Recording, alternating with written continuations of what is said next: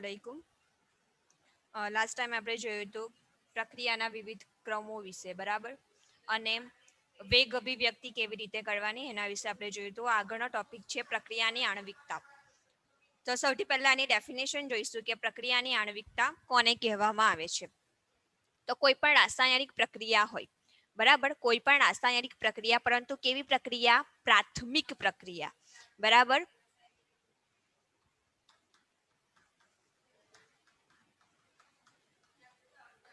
એવી રાસાયણિક પ્રક્રિયા કે જે કેવી પ્રક્રિયા હોય? પ્રાથમિક પ્રક્રિયા. તો પ્રાથમિક પ્રક્રિયાની અંદર ભાગ લેતી સ્પીસીસ, સ્પીસીસ એટલે કે સ્પીસીસ તરીકે કોઈ પણ અણુ હોઈ શકે, કોઈ પણ પરમાણુ હોઈ શકે, અથવા તો કોઈ પણ આયન હોઈ શકે. તો એવી પ્રાથમિક પ્રક્રિયાઓ કે જેની અંદર પ્રક્રિયાની અંદર ભાગ લેતી સ્પીસીસની સંખ્યા, બરાબર, એ શું કરશે? એકંદરે સંઘાત પામશે. સંઘાત પામશે એટલે એકબીજા સાથે અથડાશે.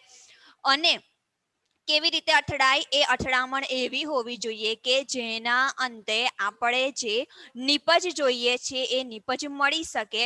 તો આ જે સ્પીસીસની સંખ્યા છે એને શું કહેવામાં આવે છે? પ્રક્રિયાની આણ્વિકતા કહેવામાં આવે છે. ફરીથી રિપીટ કરું છું, કોઈ પણ રાસાયણિક પ્રક્રિયા એવી રાસાયણિક પ્રક્રિયા કે જે કેવી હોવી જોઈએ, એની શરત છે કે એ પ્રાથમિક પ્રક્રિયા જ હોવી જોઈએ. તો પ્રાથમિક પ્રક્રિયાની અંદર ભાગ લેતી સ્પીસીસ એટલે કે અણુ, પરમાણુ કે આયનોની સંખ્યા કે જે એકંદરે સંઘાત પામે એટલે કે અથડાય અને આપણને જે અનુવર્તી નિપજ જોઈએ છે તે મળે. તો એ જે સંખ્યા છે સ્પીસીસની, એને શું કહેવામાં આવે છે? પ્રક્રિયાની આણ્વિકતા કહેવામાં આવે છે. બીજી વસ્તુ કે પ્રાથમિક પ્રક્રિયા કોને કહેવામાં આવે છે? પ્રાથમિક પ્રક્રિયા એટલે કે એવી પ્રક્રિયા કે જે એક જ તબક્કામાં થતી હોય, બરાબર, એક જ તબક્કામાં થતી પ્રક્રિયા.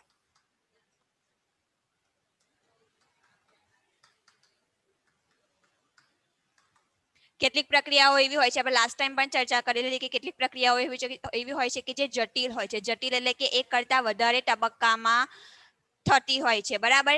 તો એવી પ્રક્રિયાઓ વિશે જે આણ્વિકતા છે, બરાબર, તો એ આણ્વિકતાનું માપન આપણે કરી શકતા નથી, પરંતુ માત્ર ને માત્ર પ્રાથમિક પ્રક્રિયાઓ હોય કે જે માત્ર એક જ તબક્કામાં થતી હોય, એના અંદર જ અથવા તો એના વિશે જ આપણે પ્રક્રિયાની આણ્વિકતા નક્કી કરી શકીએ છીએ. એક્ઝામ્પલ લઈએ આપણે.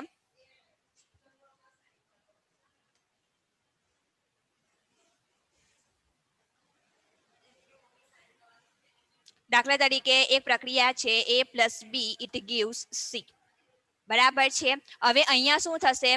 આ બંને સ્પીસીસ છે, બરાબર. સ્પીસીસ એટલે કે પ્રક્રિયામાં ભાગ લીધી સ્પીસીસ એટલે કે A અને B કાં તો કોઈ પણ અણુ હોઈ શકે, કાં તો કોઈ પણ પરમાણુ હોઈ શકે, અથવા ક્યાં તો એ શું હોઈ શકે? કોઈ પણ આયન હોઈ શકે, બરાબર. તો ધારો કે આ A નો પરમાણુ છે, આ B નો પરમાણુ છે, બરાબર. આ એકબીજા સાથે સંઘાત પામશે. સંઘાત પામશે એટલે કે અથડાશે. હવે આ જે અથડામણ છે એ કેવી હોવી જોઈએ? નિશ્ચિત હોવી જોઈએ, બરાબર. ધારો કે આ કોઈ પરમાણુ છે, એની અંદર આ કોઈ એવી જગ્યા છે કે બી ને આ બી પરમાણુ આ જ જગ્યા પર આવીને અથડાવવો જોઈએ. એવી જ રીતે આ બી પરમાણુ છે અને આ કોઈક સ્પેસ છે, બરાબર. આ એવી જગ્યા છે કે જ્યાં એ પરમાણુ અથડાવવો જોઈએ. જો અહીંયા નિશ્ચિત જગ્યા પર નિશ્ચિત ઉર્જા સાથે, બરાબર, જ્યારે કોઈ પણ બે પરમાણુ અથડાય છે, બરાબર, તો તે વખતે ઉર્જાનો આદાન પ્રદાન થતું હોય છે. તો અહીંયા નિશ્ચિત પ્રકારની ઉર્જા સાથે નિશ્ચિત બે પરમાણુ છે તે અથડાશે અને આ અથડામણ દ્વારા શું બનશે? કોઈક નિશ્ચિત નિપજ મળશે. એટલે કે અહીંયા નિપજ કઈ મળશે? સી મળશે. તો આ જે A અને B શું છે? પ્રક્રિયામાં ભાગ લેતી સ્પીસીસ કે જેની અથડામણ દ્વારા આપણને કોઈ પણ નિપજ એટલે કોઈ પણ નિપજ એટલે કે આપણને જે નિપજ જોઈએ છે તે મળી શકે. હવે આણ્વિકતા કોને કહેવામાં આવે છે? આપણે કીધું એ પ્રમાણે કે આ જે સક્રિય અથડામણ થાય તો એ અથડામણની અંદર ભાગ લેતી સ્પીસીસની સંખ્યા, બરાબર. તો આ અથડામણમાં કોણ કોણ ભાગ લે છે? તો કે A અને B, બરાબર. તો અહીંયા આણ્વિકતા કેટલી થશે? 2. અહીંયા આણ્વિકતા કેટલી થશે? 2. શા માટે? કારણ કે સંઘાત પામતા અથવા તો અથડામણ પામતા અણુઓની સંખ્યા કેટલી છે? 2. એટલા માટે આણ્વિકતા કેટલી થશે? 2. ધારો કે હું આ કોઈ રાસાયણિક પ્રક્રિયા છે, બરાબર, એનો મારે પ્રક્રિયા દર લખવો હોય તો શું લખાશે? K, બરાબર, એટલે કે વેગ અભિવ્યક્તિ લખવી હોય, પ્રક્રિયા દર અથવા તો વેગ અભિવ્યક્તિ અથવા તો વેગ નિયમ સ્વરૂપે મારે લખવું હોય તો શું લખાશે? અચળાંક કે બરાબર a ની 1 ઘાત અને b ની 1 ઘાત. હવે આ ક્યારે પુરવાર થયેલું હોય છે? આપણે લાસ્ટ ટાઈમ પણ ચર્ચા કરેલી હતી કે હંમેશા પ્રક્રિયા વેગ છે અને પ્રક્રિયાનો ક્રમ છે એ પ્રાયોગિક રીતે પુરવાર થાય છે, અને પ્રયોગો હંમેશા એવું કહે છે કે જ્યારે કોઈ પણ પ્રક્રિયા હોય અને એ પ્રક્રિયા કેવી હોય? પ્રાથમિક પ્રક્રિયા હોય, બરાબર, સિંગલ સ્ટેપ રિએક્શન હોય, એક જ તબક્કામાં થતી પ્રક્રિયા હોય, તે વખતે પ્રક્રિયાનો દર અને આણ્વિકતા એ કેવા હોય છે? સરખા હોય છે. સાથે સાથે જે પ્રક્રિયાનો ક્રમ હોય છે, બરાબર, પ્રક્રિયાનો ક્રમ આપણે કેવી રીતે શોધીએ છીએ? x પ્લસ વાય, બરાબર, x એટલે કે a ની ઘાત, b y એટલે કે b ની ઘાત. તો a ની ઘાત કઈ છે? 1, b ની ઘાત 1, તો 2. તો હંમેશા આણ્વિકતા અને પ્રક્રિયાનો ક્રમ કેવા હોય છે? સરખા હોય છે. ક્યારે સરખા હોય? જ્યારે પ્રક્રિયા પ્રાથમિક હોય ત્યારે. ફરીથી રિપીટ કરું છું, પ્રયોગો દ્વારા પુરવાર થયેલું હોય છે કે જ્યારે કોઈ પણ પ્રાથમિક પ્રક્રિયા હોય તો પ્રાથમિક પ્રક્રિયાની આણ્વિકતાનું મૂલ્ય અને તેના પ્રક્રિયા ક્રમનું મૂલ્ય સરખું હોય છે. બરાબર, કન્ડિશન કઈ? પ્રક્રિયા પ્રાથમિક હોવી જોઈએ. જો પ્રક્રિયા એક કરતા વધારે તબક્કામાં થતી હોય તો તે વખતે આણ્વિકતા અને પ્રક્રિયા ક્રમનું મૂલ્ય સરખું આવશે નહીં. બરાબર, હવે આપણે આના જ એક્ઝામ્પલ જોઈએ વિવિધ. બીજી એક વસ્તુ કે કોઈ પણ પ્રક્રિયાની આણ્વિકતા આપણે ક્યારે શોધી શકીએ? આણ્વિકતા છે એ 3 પ્રકારની હોય છે, બરાબર. કાં તો જે પ્રક્રિયા હોય એ એક આણ્વિક હોય, બરાબર, એટલે કે કોઈ પણ એક જ અણુ એની અંદર ભાગ લેતો હોય. દ્વિઆણ્વિક હોય, હમણાં એક્ઝામ્પલ જોઈએ પ્રમાણે, એટલે કે 2 અણુઓ ભાગ લેતા હોય અથવા તો 2 પરમાણુ ભાગ લેતા હોય. અને દ્વિઆણ્વિક હોય, એટલે કે 3 અણુ કે પરમાણુ એની અંદર ભાગ લેતા હોય. પ્રક્રિયાની આણ્વિકતા કોઈ પણ દિવસ 3 કરતા વધારે પરમાણુઓ માટે શોધી શકાય નહીં, બરાબર. આ પણ એક કન્ડિશન છે, એ પણ યાદ રાખજો કે પ્રક્રિયાની આણ્વિકતા છે એ 3 કરતા વધારે પરમાણુઓ જો પ્રક્રિયાની અંદર ભાગ લેતા હોય તો એના માટે પ્રક્રિયાની આણ્વિકતા છે એ શોધી શકાતી નથી. એનું રીઝન છે એ આપણે હમણાં આગળ એક્ઝામ્પલ જોઈશું ત્યારે જોઈશું, બરાબર. હવે મેં કીધું એ પ્રમાણે કે આણ્વિકતા એ 3 પ્રકારની હોય છે, બરાબર. એક આણ્વિક, બરાબર, દ્વિઆણ્વિક અને દ્વિઆણ્વિક.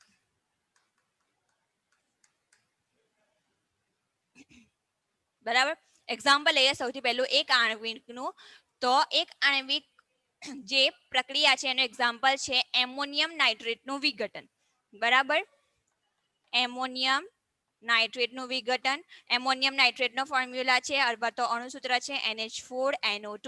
એનું વિઘટન કરીશું એટલે કે શું થશે? ડિકમ્પોઝિશન, એટલે કે તૂટશે અણુ, બરાબર. વિઘટન પામવું એટલે કે અણુનું તૂટવું. તો શું બનશે? N2 પ્લસ 2H2O, બરાબર, N2 પ્લસ 2H2O. બરાબર, હવે આના માટે આપણે 3 વસ્તુ જોઈશું, બરાબર. કઈ કઈ 3 વસ્તુ જોઈશું? સૌથી પહેલા આપણે શોધીશું કે પ્રક્રિયાનો ક્રમ, પ્રક્રિયાનો વેગ કેટલો છે, બરાબર. વેગ અભિવ્યક્તિ પહેલા અહીંયા લખીશું, બરાબર. ત્યાર પછી આપણે લખીશું પ્રક્રિયાનો ક્રમ અને છેલ્લે આણ્વિકતા, બરાબર. ચાલો આપણે વેગ અભિવ્યક્તિ લખીએ તો અહીંયા શું થશે? પ્રક્રિયાનો દર, તમે દર લખશો, પ્રક્રિયાનો વેગ લખશો, બરાબર. વેગ અભિવ્યક્તિ લખશો તમે અહીંયા જે લખો તે ચાલશે, બરાબર. દર બરાબર શું થશે? ચાલો અહીંયા આપણે દરમાં શું લખીએ છીએ? જે પ્રક્રિયકો હોય છે, બરાબર, પ્રક્રિયાની અંદર ભાગ લેતા પ્રક્રિયકોની સાંદ્રતા, બરાબર. તો સાંદ્રતા બરાબર શું આવશે? કે અચળાંક મૂકવો પડશે આપણે, NH4NO2 ની 1 ઘાત. હવે આ જે 1 ઘાત છે, બરાબર, અહીંયા કેટલી ઘાત હોય એ કોને આધારે આપણે લખીએ છીએ? ધારો કે કોઈ પણ રાસાયણિક પ્રક્રિયા થતી હોય, બરાબર, એટલે કે અહીંયા આ એક્ઝામ્પલનું વાત લઈએ તો એમોનિયમ નાઇટ્રેટનું વિઘટન થતું હોય, તો જો હું એમોનિયમ નાઇટ્રેટની સાંદ્રતા વધારું તો પ્રક્રિયાનો વેગ છે અથવા પ્રક્રિયાનો દર છે એ વધશે, બરાબર, અથવા તો ઘટશે, બમણો થશે, અડધો થશે, બરાબર. એ બધું આપણે ક્યારે શોધી શકીએ છીએ? પ્રાયોગિક પુરાવાને આધારે શોધી શકીએ છીએ, બરાબર. મેં અહીંયા લખી દીધેલું છે કે એમોનિયમ નાઇટ્રેટની 1 ઘાત. એનો અર્થ શું થશે? કે પ્રક્રિયાનો દર છે એ એમોનિયમ નાઇટ્રેટના સમપ્રમાણમાં છે. સમપ્રમાણમાં છે એટલે કે એમોનિયમ નાઇટ્રેટની સાંદ્રતા તમે વધારશો તો પ્રક્રિયાનો દર વધશે, બરાબર. આ મને ક્યારે ખબર પડશે? જ્યારે હું પ્રયોગ કરીશ ત્યારે ખબર પડશે. મને કોઈ સૈદ્ધાંતિક માહિતી દ્વારા આ ખબર પડશે નહીં, પરંતુ પ્રયોગ દ્વારા પુરવાર થયેલું છે કે એમોનિયમ નાઇટ્રેટનું વિઘટન કરીએ છીએ, બરાબર. એમોનિયમ નાઇટ્રેટના વિઘટનની પ્રક્રિયા કરીએ છીએ એ જે રાસાયણિક પ્રક્રિયાનો દર છે એના સમપ્રમાણમાં છે. એટલે કે જો એમોનિયમ નાઇટ્રેટની સાંદ્રતા વધશે તો પ્રક્રિયાનો દર વધશે. એટલા માટે અહીંયા ઘાત કેટલી આવશે? 1 ઘાત આવશે, બરાબર. હવે આની ઉપરથી હું પ્રક્રિયાનો ક્રમ લખીશ, બરાબર. પ્રક્રિયાનો ક્રમ આપણે કેવી રીતે નક્કી કરીએ છીએ? સાંદ્રતાનો જે ઘાત હોય છે, બરાબર, એ ઘાતનો સરવાળો કરીને. હવે અહીંયા તો માત્ર એમોનિયમ નાઇટ્રેટ જ છે, તો પ્રક્રિયાનો ક્રમ કેટલો આવશે? 1, બરાબર. સંઘાત પામતા અણુઓની સંખ્યાને શું કહીએ છીએ? આણ્વિકતા કહીએ છીએ. હવે તમે એવું કહેશો કે મેડમ અહીંયા તો એક જ અણુ છે. હવે સંઘાત પામતા અણુઓ એટલે કે અથડાવવા માટે બીજો કોઈ અણુ પણ હોવો જોઈએ, પરંતુ એક આણ્વિક જે પ્રક્રિયા હોય છે એના કિસ્સામાં એવું હોય છે કે જે અણુ પ્રક્રિયાની અંદર પ્રક્રિયક તરીકે ભાગ લેતો હોય છે એની પોતાની અંદર જ એવી પ્રક્રિયાઓ થતી હોય છે કે જેના કારણે એની અંદર વાઇબ્રેશન થાય અને એની અંદરથી રેડિયેશન ઉત્પન્ન થાય અને એના કારણે પછી વિઘટનની પ્રક્રિયા થઈને નિપજ મળે છે, બરાબર. તો અહીંયા પ્રક્રિયાનો ક્રમ પણ એક જ આવશે અને પ્રક્રિયાની આણ્વિકતા છે, બરાબર, એક જ અણુની અંદર ભાગ લે છે એટલા માટે પ્રક્રિયાની આણ્વિકતા પણ કેટલી આવશે? 1. અને કોનું એક્ઝામ્પલ આવશે? એક આણ્વિક પ્રક્રિયાનું એક્ઝામ્પલ, બરાબર. હવે આપણે જોઈએ દ્વિઆણ્વિક પ્રક્રિયા. દ્વિઆણ્વિક પ્રક્રિયા એટલે કે એવી પ્રક્રિયા કે જેની આણ્વિકતાનું મૂલ્ય કેટલું હોય? 2. ચાલો એક્ઝામ્પલ છે HI નું વિઘટન, બરાબર. શું બનશે? H2 + I2.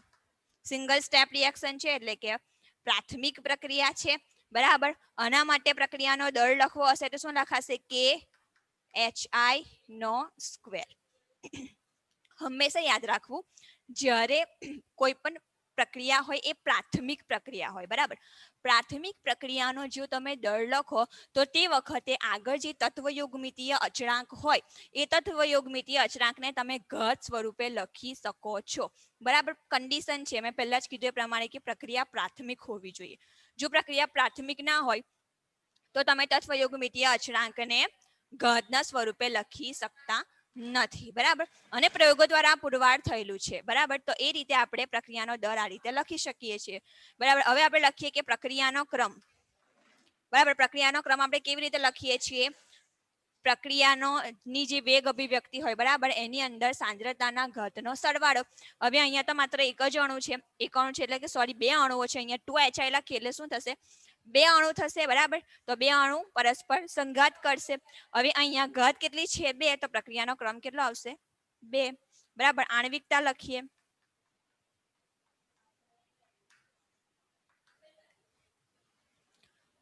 આણ્વિકતા લખવા માટે અહીંયા જુઓ HI લખેલું છે એની આગળ 2 છે, એનો અર્થ શું થશે કે HI ના 2 અણુઓ છે તે પરસ્પર અથડામણ અનુભવશે, બરાબર. HI ના 2 અણુ પરસ્પર સંઘાત પામશે અથવા તો અથડામણ અનુભવશે, એટલા માટે આણ્વિકતા કેટલી આવશે? 2 આવશે.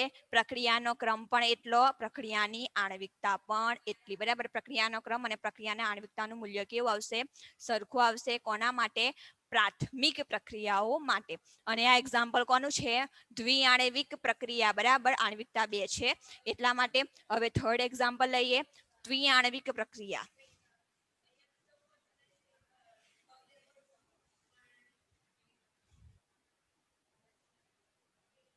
ચલો દ્વિઆણ્વિક પ્રક્રિયાનો એક્ઝામ્પલ છે 2NO + O2 it gives 2NO2, બરાબર.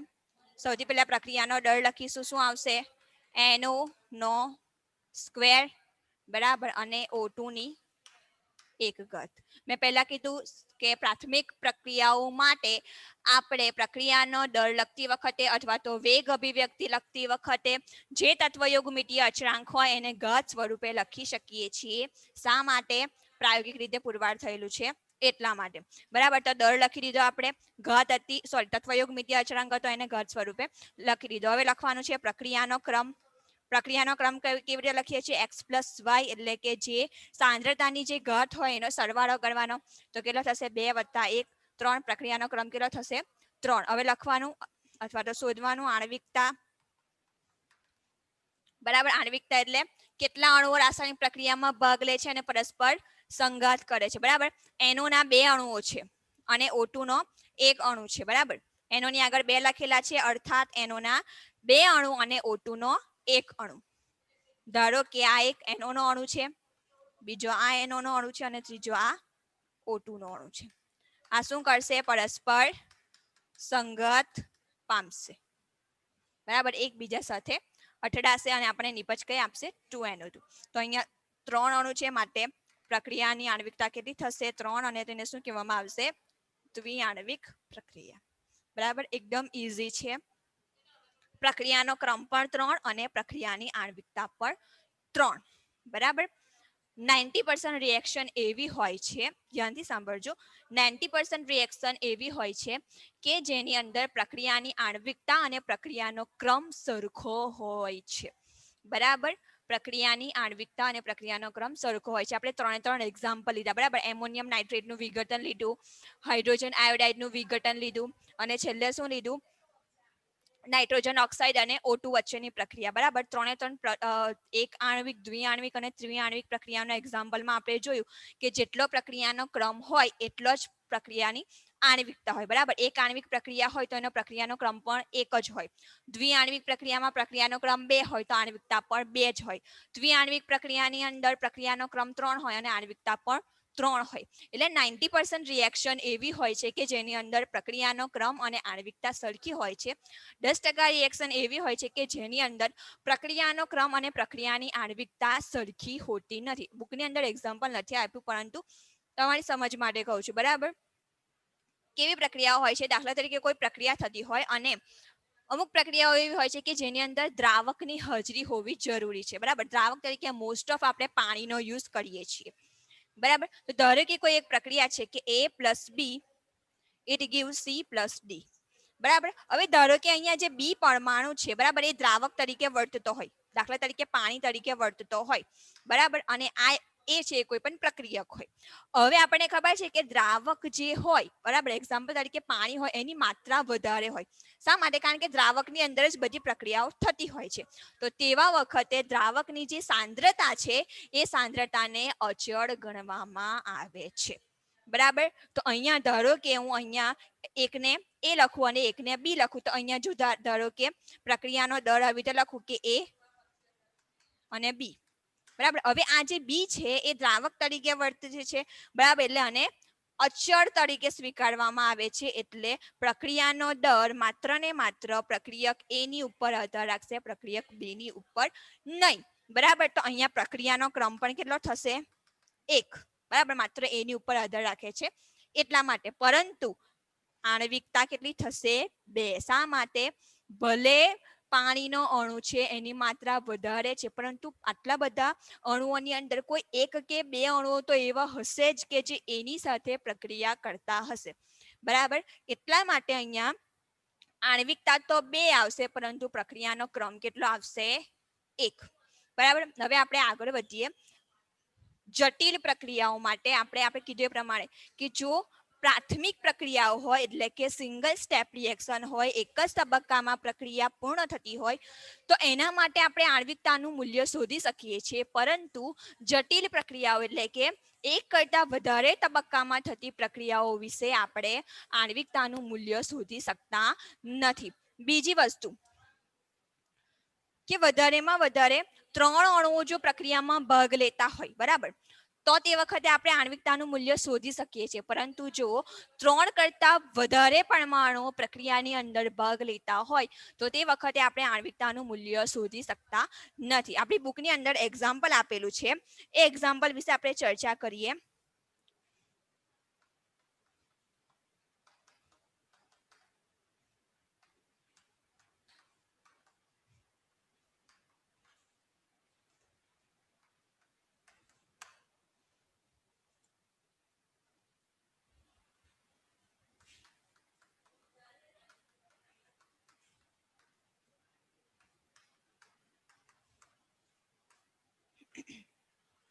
બુકમાં આપણને એક્ઝામ્પલ આપેલું છે કે KClO3, બરાબર, ની પ્રક્રિયા એક અણુ છે KClO3 નો, બરાબર. એ પ્રક્રિયા કોની સાથે કરશે? 6 FeSO4 ના અણુઓ સાથે અને 3 H2SO4 ના અણુઓ સાથે. હવે જો આ પ્રક્રિયાની ઉપરથી પ્રાથમિક પ્રક્રિયા છે, બરાબર, આ પણ કેવું એક્ઝામ્પલ છે પ્રાથમિક પ્રક્રિયાનું, એટલે કે એક જ તબક્કાની અંદર રાસાયણિક પ્રક્રિયા પૂર્ણ થઈ જાય છે. પણ આ જે પ્રક્રિયા છે એની અંદર 3 કરતા વધારે અણુઓ પ્રક્રિયામાં ભાગ લે છે. તો જો આપણે પ્રક્રિયાનો દર લખીએ, બરાબર, પ્રક્રિયાનો દર લખીએ તો શું લખાશે? KClO3 ની 1 ઘાત, બરાબર, FeSO4 ની 6 ઘાત અને H2SO4 ની 3 ઘાત, બરાબર. જો પ્રક્રિયાનો દર લખવા જઈએ તો આ રીતે લખાય, બરાબર. દરની ઉપરથી આપણે પ્રક્રિયાનો ક્રમ લખીએ તો કેટલા થશે? આ 6 વત્તા 3 9 અને 1 10. પ્રક્રિયાનો ક્રમ 10 થશે, જે શક્ય નથી, આપણને ખબર છે. તો અહીંયા પ્રક્રિયાનો ક્રમ 10 થવો, બરાબર, એ શક્ય નથી. સાથે સાથે પ્રક્રિયાની આણ્વિકતા જોઈએ, બરાબર. તો 3 પરમાણુઓ, સોરી 3 અણુઓ અને 6 અણુ FeSO4 ના અને 1 અણુ KClO3 નો, બરાબર. પ્રક્રિયાની આણ્વિકતા કેટલી થશે? 10 થઈ જશે. તો એ પણ શક્ય નથી. આપણે કીધું એ પ્રમાણે કે પ્રક્રિયા માત્ર ને માત્ર પ્રક્રિયાની અંદર 3 જ અણુઓ હોવા જોઈએ. જો પ્રક્રિયાની અંદર 3 કરતા વધારે અણુઓ હોય તો પ્રક્રિયાની આણ્વિકતા આપણે શોધી શકતા નથી, બરાબર. બીજી વસ્તુ કે આપણે પ્રક્રિયાનો ક્રમ જોયો તો, અથવા તો પ્રક્રિયાનો દર જોયો તો એ કેટલો આવે છે? 10 આવે છે, બરાબર. અને આપણે સૌથી પહેલા એ વસ્તુ વિશે ચર્ચા કરેલી છે કે હંમેશા પ્રક્રિયાનો ક્રમ પ્રાયોગિક પુરાવાને આધારે જ નક્કી કરવો, બરાબર, રાસાયણિક પ્રક્રિયા ઉપરથી નહીં. તો પ્રાયોગિક પરિણામોને આધારે પુરવાર થયેલું છે કે આ જે રાસાયણિક પ્રક્રિયા છે એ કયા ક્રમની છે? દ્વિતીય ક્રમની પ્રક્રિયા છે, બરાબર. દ્વિતીય ક્રમની પ્રક્રિયા છે એટલે કે માત્ર કોઈ પણ એક જ પ્રક્રિયકની ઉપર અથવા તો કોઈ પણ 2 પ્રક્રિયકોની ઉપર આધાર રાખતી હશે. તો આવી પ્રક્રિયાઓ, બરાબર, અહીંયા તમારો પ્રક્રિયાનો ક્રમ અને આણ્વિકતા જુદા જુદા થઈ જશે. આણ્વિકતા તો શોધાય જ નહીં. શા માટે નહીં શોધાય? કારણ કે 3 કરતા વધારે અણુઓ છે તો તે વખતે આણ્વિકતાની આખી બાબત છે ખોટી પડી જાય છે, બરાબર. એટલે આણ્વિકતા વિશે તો વાત થાય જ ના. પ્રક્રિયાનો જે ક્રમ છે એ પણ પ્રાયોગિક રીતે ભલે પ્રાથમિક પ્રક્રિયા છે છતાં પણ પ્રક્રિયાનો ક્રમ આ રીતે લખી શકાય નહીં, અથવા તો આ રીતે શોધી શકાય નહીં, બરાબર. શા માટે? કારણ કે આ રીતે આપણે પ્રાથમિક પુરાવાઓને આધારે અથવા તો પ્રાથમિક પ્રક્રિયાને ધ્યાનમાં રાખીને આ રીતે દર તો લખીશું, પરંતુ પ્રાયોગિક રીતે નક્કી કરવામાં આવેલું છે કે આ રીતે લખેલો જે દર છે, બરાબર, તો એ કેવો આવે છે? ખોટો આવે છે. માત્ર ને માત્ર પ્રક્રિયાનો દર અથવા તો પ્રક્રિયાનો ક્રમ કેટલો છે? દ્વિતીય ક્રમની પ્રક્રિયા, એટલે કે માત્ર ને માત્ર કોઈ પણ એક અથવા તો 2 પ્રક્રિયકોની સાંદ્રતાની ઉપર જ પ્રક્રિયા આધાર રાખશે, બરાબર. હવે છેલ્લો પોઈન્ટ જોઈ લઈએ આપણે. વેગ નિર્ણાયક તબક્કો કઈ રીતે નક્કી કરવો? ચલો, હા, આપણે વચ્ચે એ પણ જોયું હતું, મેં સમજાવેલું કે દાખલા તરીકે 3 કરતા વધારે અણુઓ હોય, બરાબર. તો 3 કરતા વધારે અણુઓ માટે આપણે આણ્વિકતા નક્કી કરી શકતા નથી, બરાબર. શા માટે નક્કી નથી કરી શકતા? દાખલા તરીકે અહીંયા 4 અણુઓ છે, બરાબર, A B C D. મેં પહેલા પણ કીધું એ પ્રમાણે કે દરેક અણુની ઉપર કોઈ યોગ્ય અને ચોક્કસ સ્થાને જ અથડામણ થવી જોઈએ. સાથે સાથે કોઈ પણ ચોક્કસ ઉર્જાનું જ, ચોક્કસ મૂલ્યની ઉર્જાનું જ આદાન પ્રદાન થવું જોઈએ, બરાબર. હવે આ એ છે, દાખલા તરીકે એ પરમાણુ છે, તો એ આપણને ખબર છે કે કોઈ પણ અણુ સ્થાયી નથી હોતો, બરાબર.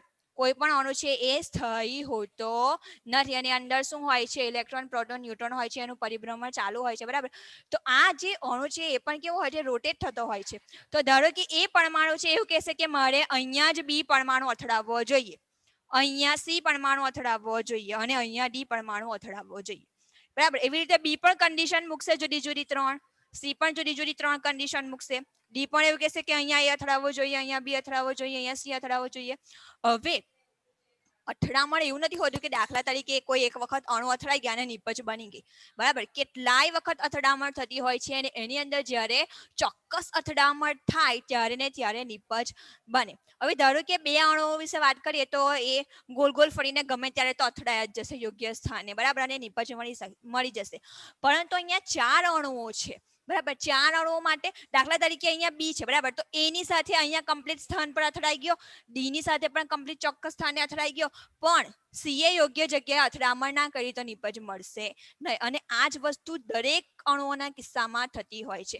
એટલે અણુઓ ગમે તેટલી વખત અથડાશે પરંતુ ક્યારે એમનો ચોક્કસ સંગતીકરણની પ્રક્રિયા થશે, ચોક્કસ અથડામણની પ્રક્રિયા થશે અને નિપજ બનશે એ આપણે કહી શકતા નથી. બરાબર. એટલા માટે 3 કરતા વધારે પરમાણુ અથવા તો અણુની કિસ્સામાં આપણે આણ્વિકતા શોધી શકતા નથી. હવે આપણે લાસ્ટ પોઈન્ટ પર જઈએ કે કેટલીક પ્રક્રિયાઓ એવી હોય છે કે જે પ્રાથમિક પ્રક્રિયાઓ નથી હોતી પરંતુ જટિલ પ્રક્રિયાઓ હોય છે. જટિલ પ્રક્રિયા એટલે કે એક કરતા વધારે તબક્કામાં થતી હોય છે. હવે જ્યારે કોઈ પણ પ્રક્રિયા એક કરતા વધારે તબક્કામાં થતી હોય ત્યારે પણ આપણે આણ્વિકતાનું મૂલ્ય શોધી શકતા નથી. કારણ કે પ્રક્રિયા જો એક કરતા વધારે તબક્કામાં થતી હોય તો દરેક પ્રક્રિયા માટે આણ્વિકતાનું મૂલ્ય જુદું જુદું હોય છે. બરાબર. અહીંયા આપણે એક જ પ્રક્રિયાની વિશે વાત કરી કે પ્રાથમિક તબક્કાની અંદર તો માત્ર એક જ રિએક્શન હોય અને એની ઉપરથી આપણે પ્રક્રિયાની આણ્વિકતાનું મૂલ્ય શોધી શકીએ. પરંતુ એક કરતા વધારે તબક્કામાં જો પ્રક્રિયા થતી હોય તો દરેક રિએક્શન માટે આણ્વિકતા જુદી જુદી હોય છે અને જે શોધવું અથવા તો જે દર્શાવવું શક્ય નથી. બરાબર. તો એટલા માટે જ્યારે જટિલ પ્રક્રિયા હોય એટલે કે એક કરતા વધારે તબક્કામાં પ્રક્રિયા થતી હોય તે વખતે આપણે આણ્વિકતાનું મૂલ્ય દર્શાવવું જોઈએ નહીં. તે વખતે આપણે પ્રક્રિયાનો વેગ જ નક્કી કરી શકીએ છીએ. બરાબર. અને પ્રક્રિયાનો વેગ ક્યારે નક્કી કરવામાં આવે છે? દાખલા તરીકે કોઈ એક પ્રક્રિયા છે A plus B it gives C plus D. બરાબર. ધારો કે આ જે પ્રક્રિયા છે એ 3 તબક્કામાં થાય છે. બરાબર. A plus B it gives P. બરાબર. P plus A it gives Q. બરાબર. and P plus Q it gives C plus D. બરાબર. ધારો કે કોઈ એક પ્રક્રિયા હોય છે, મતલબ કે એક્ઝામ્પલ તરીકે લઈ લેવાનું કે જે એક કરતા વધારે તબક્કામાં થતી હોય. બરાબર. જ્યારે કોઈ પણ પ્રક્રિયા એક કરતા વધારે તબક્કામાં થતી હોય તે વખતે 3 અથવા જો 4 તબક્કા હોય તો એની અંદરથી કયો તબક્કો સૌથી ધીમો છે? બરાબર. એટલે કે કઈ રાસાયણિક પ્રક્રિયા છે સૌથી ધીમા વેગે થાય છે? તો સૌથી ધીમા વેગે થતી રાસાયણિક પ્રક્રિયાનો વેગ અથવા તો દર નક્કી કરવામાં આવે છે અને એના ઉપરથી એનો પ્રક્રિયાક્રમ નક્કી કરવામાં આવે છે. એક્ઝામ્પલ લઈએ. બરાબર. એક્ઝામ્પલ તરીકે છે હાઇડ્રોજન પેરોક્સાઇડનું વિઘટન. બરાબર. હાઇડ્રોજન પેરોક્સાઇડનું વિઘટન આયોડાઇડ આયનની હાજરીમાં કરવામાં આવે છે. અહીંયા આયોડાઇડ આયન છે એ ઉદ્દીપક તરીકે વર્તે છે અને નિપજ તરીકે મળશે 2H2O + O2. બરાબર. હાઇડ્રોજન પેરોક્સાઇડનું વિઘટન આયોડાઇડ આયનની હાજરીમાં કરીશું તો શું મળશે? નિપજ તરીકે પાણીના 2 અણુઓ અને ઓક્સિજનનો 1 અણુ. હવે જે આ પ્રક્રિયા છે એ પ્રાથમિક પ્રક્રિયા નથી પરંતુ કેવી પ્રક્રિયા છે? જટિલ પ્રક્રિયા છે. એટલે કે એક કરતા વધારે તબક્કામાં થાય છે.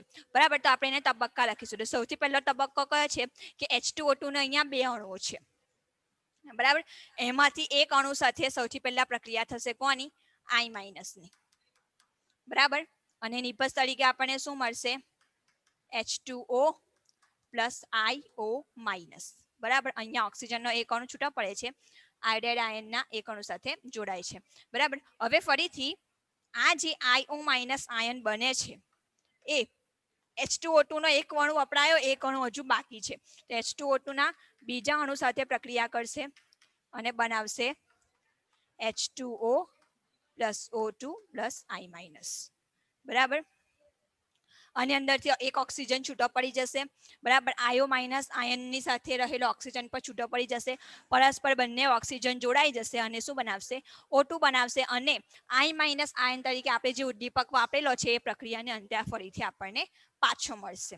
બરાબર. હવે જુઓ આ પ્રક્રિયાને આપણે બેલેન્સ કરીશું તો શું થશે? જુઓ IO- અને IO- કેન્સલ થઈ જશે. બરાબર. અહીંયાથી I- અને I- કેન્સલ થઈ જશે. બરાબર. પ્રક્રિયા શું આવી જશે? H2O2 અને H2O2 એટલે શું લખાશે? 2H2O2 ઇટ ગિવ્સ H2O અને H2O શું લખાશે? 2H2O + O2. બરાબર. હવે આ જે રાસાયણિક પ્રક્રિયા છે બરાબર 2 તબક્કામાં થાય છે એની અંદર જે પહેલો તબક્કો છે એ ધીમો તબક્કો છે.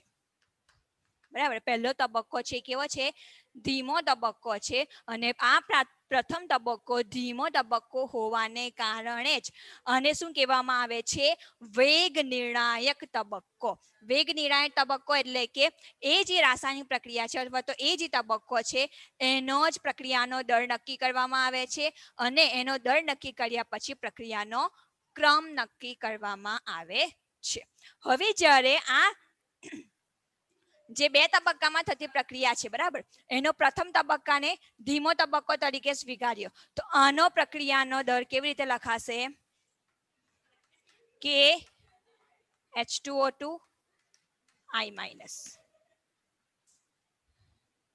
બરાબર. તો આ રીતે આપણને જોતા તો એવું લાગશે કે માત્ર H2O2 જ પ્રક્રિયાની અંદર ભાગ લે છે અને I- તો ઉદ્દીપક તરીકે વર્તે છે, પરંતુ હકીકતની અંદર જે પ્રક્રિયાનો દર છે એ I- આયનની સાંદ્રતાની ઉપર પણ આધાર રાખે છે, બરાબર. અને અહીંયા IO- આયન છે, બરાબર, એ પ્રક્રિયાની દરમિયાન બને છે, બરાબર, શરૂઆતમાં પણ નથી અને અંતમાં પણ નથી. જુઓ, બરાબર, એકંદરે આપણે રાસાયણિક પ્રક્રિયાનું સમીકરણ લખીએ છીએ ત્યારે શરૂઆતમાં પણ IO- આયન નથી અને અંતમાં પણ નથી. એનો અર્થ શું થશે કે જે IO- આયન છે એ પ્રક્રિયાની મધ્યમાં બને છે અને પછી વપરાઈ જાય છે. તો અહીંયા IO- આયનનું બનવું એ શું નક્કી કરે છે, વેગ નિર્ણાયક તબક્કો નક્કી કરે છે. અને બનવાનો દર જેટલો ઝડપી અથવા તો જેટલો ધીમો હશે એની ઉપર પ્રક્રિયાનો દર આધાર રાખશે, બરાબર. શોર્ટમાં કહેવાનો અર્થ એટલો છે. હવે જો બીજી એક વસ્તુ કે આ જે પ્રક્રિયા છે બે તબક્કામાં થાય છે, દરેક તબક્કા માટે આણ્વિકતાનું મૂલ્ય જુદું જુદું હશે, બરાબર. હવે આપણે કીધું એ પ્રમાણે કે અહીંયા જો IO- આયન છે તો ખરો, પરંતુ એ કેવો છે, મધ્યવર્તી છે, એટલે રાસાયણિક પ્રક્રિયા દરમિયાન બને છે ને પછી નષ્ટ થઈ જાય છે. તો એવા સમયે આપણે પ્રક્રિયાની આણ્વિકતાનું મૂલ્ય લખી શકતા નથી. એટલે યાદ રાખવાનું, આણ્વિકતા નક્કી કરવા માટેની કન્ડિશન કઈ કઈ છે કે રાસાયણિક પ્રક્રિયામાં ભાગ લેતી સ્પીસીસની સંખ્યા 3 કરતા વધારે હોવી જોઈએ નહીં, બરાબર. બીજી વસ્તુ, પ્રાથમિક પ્રક્રિયાઓ માટે જ આણ્વિકતા શોધી શકાય છે, બરાબર. એક કરતા વધારે તબક્કામાં પ્રક્રિયા થતી હોય તો તે વખતે આપણે આણ્વિકતાનું મૂલ્ય શોધી શકતા નથી. ત્રીજી વસ્તુ યાદ રાખવાની કે જ્યારે કોઈ પ્રક્રિયા એક કરતા વધારે તબક્કામાં થતી હોય, એટલે કે કોઈ પ્રક્રિયા જટિલ પ્રક્રિયા હોય, તો તે વખતે સૌથી ધીમો જે તબક્કો હોય અથવા તો સૌથી ધીમી જે પ્રક્રિયા હોય એ પ્રક્રિયાને વેગ નિર્ણાયક પ્રક્રિયા અથવા તો વેગ નિર્ણાયક તબક્કા તરીકે સ્વીકારવામાં આવે છે. એ જ પ્રક્રિયાનો રાસાયણિક દર નક્કી કરવામાં આવે છે અને એની ઉપરથી રાસાયણિક પ્રક્રિયાનો ક્રમ નક્કી કરવામાં આવે છે, બરાબર. એ ત્રણ વસ્તુ યાદ રાખવાની. અત્યાર સુધી આપણે જોઈ ગયા કે રાસાયણિક પ્રક્રિયાનો ક્રમ છે એ કાં તો શૂન્ય હોઈ શકે, પૂર્ણાંક હોઈ શકે અથવા તો અપૂર્ણાંક હોઈ શકે, બરાબર. આણ્વિકતાનું મૂલ્ય છે એ 3 હોઈ શકે અથવા તો 3 કરતા ઓછું હોઈ શકે, પરંતુ 3 કરતા વધારે હોઈ શકે નહીં, બરાબર. આણ્વિકતાનું મૂલ્ય 3 કરતા ઓછું અથવા તો 3 જેટલું હોઈ શકે, 3 કરતા વધારે હોઈ શકે નહીં. જટિલ પ્રક્રિયાઓ માટે આણ્વિકતાનું મૂલ્ય આપણે લાગુ પાડી શકતા નથી. માત્ર તે વખતે સૌથી જે ધીમો તબક્કો હોય એના માટે રાસાયણિક પ્રક્રિયાનો દર અને તેની ઉપરથી રાસાયણિક પ્રક્રિયાનો ક્રમ નક્કી કરવામાં આવે છે, બરાબર. તો અહીંયા પ્રક્રિયાની આણ્વિકતા આ ટોપિક પૂર્ણ થાય છે. આગલા લેક્ચરમાં આપણે બીજા નવા ટોપિક વિશે ચર્ચા કરીશું. ત્યાં સુધી જે કંઈ ચાલે એ વાંચતા રહેજો. ઓકે, અલ્લાહ હાફિઝ.